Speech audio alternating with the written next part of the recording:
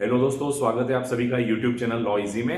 आज हम लोग कवर करने वाले हैं सरफेसी एक्ट। अनेक बार हम लोगों ने नाम सुना है सरफेसी एक्ट। सरफेसी एक्ट होता क्या है? वर्ष 2002 में एक एक्ट बनाया गया और ये अधिनियम जो है, सरफेसी एक शॉर्ट नेम है, यानी इसका फुल एब्रीविएशन बहुत बड़ा है।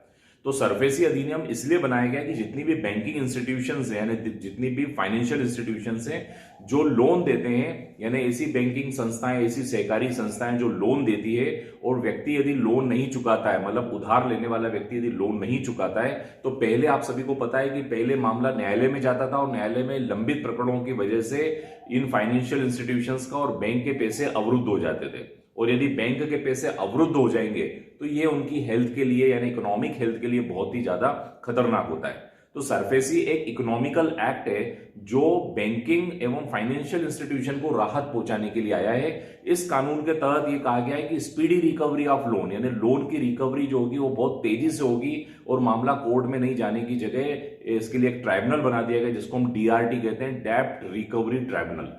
तो सरफेसी अधिनियम वह अधिनियम है दोस्तों जिसके अंतर्गत वित्तीय और फाइनेंशियल इंस्टीट्यूशन को शीघ्र अपने लोन की प्राप्ति हो सकती है। तो सबसे पहले स्टार्ट करते हैं आज का लेक्चर, सरफेसी एक्ट। अब जैसा कि मैंने आपको बताया, SARFAESI is the short name, यानी शॉर्ट नेम है SARFAESI एक्ट 2002।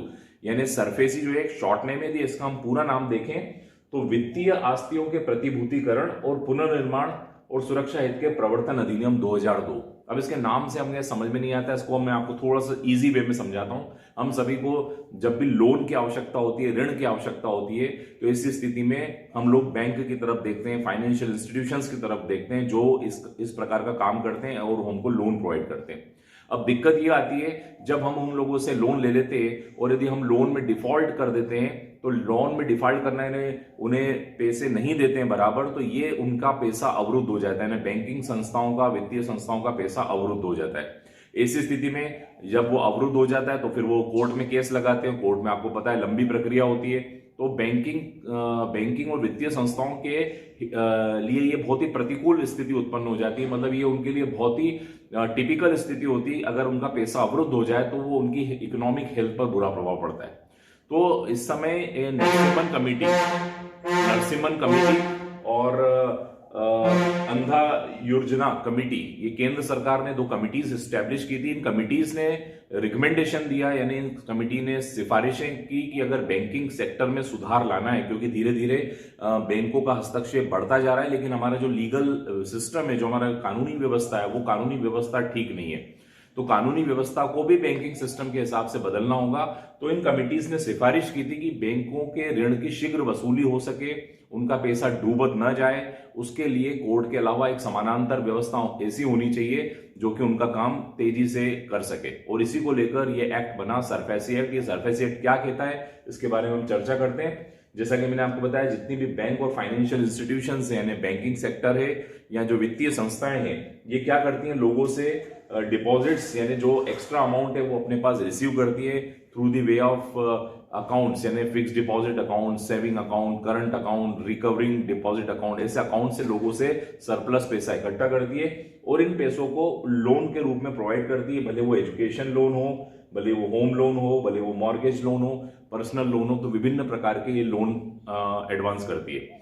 अब दिक्कत ये होती है कि कई लोग डिफॉल्ट करते हैं। डिफॉल्ट मतलब लोन का पैसा भरने में दिक्कतें देते हैं। ये कानून 22 जून 2002 से लागू हो गया और ये कानून कहता है कि जो व्यक्ति डिफॉल्ट करेगा, यानी जो व्यक्ति बैंकों को और वित्तीय संस्थाओं को लोन बराबर समय पर नहीं चुकाएगा, तो जो बकाया राशि है, यानी जो ड्यूज अमाउंट है, उस ड्यूज अमाउंट के लिए जो बैंकों ने अपने पास सिक्योरिटी, इसका नाम ही था प्रतिभूतिकरण, यानी बैंकों ने जो सिक्योरिटी के रूप में अपने पास रखा था, यानी आपका मकान के कागज रखे थे, आपकी कोई प्रॉपर्टी उन्होंने अपने पास रखी थी, तो उस संपत्ति को जो बंधक रखी गई थी या गिरवी रखी गई थी, ऑल दी प्रॉपर्टीज जो प्लेज या मॉर्गेज रखी गई थी या उसके ऊपर हाइपोथिकेशन था, तो वो उसका कब्जे में भी ले लेगी और नीलामी करके अपने लोन की वसूली कर लेगी। मतलब पजेशन में लेगी जल्दी से जल्दी और जल्दी से जल्दी उसको नीलाम भी कर देगी। पहले इस प्रक्रिया में सालों साल लग जाते थे और इस वजह से बैंकिंग और वित्तीय संस्थाओं के लिए बहुत ही टिपिकल स्थिति उत्पन्न हो गई थी।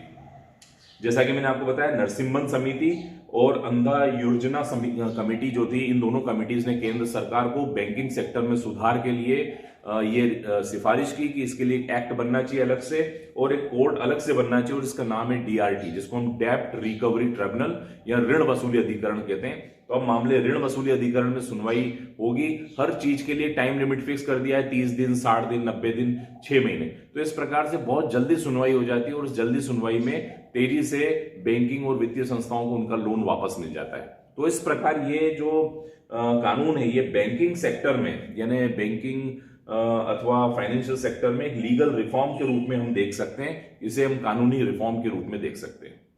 आई होप सरफेसी एक्ट के बारे में एक छोटा सा इंट्रोडक्शन आपको क्लियर हुआ होगा। Thank you for watching this video. Kindly subscribe my channel law easy. Thank you so much.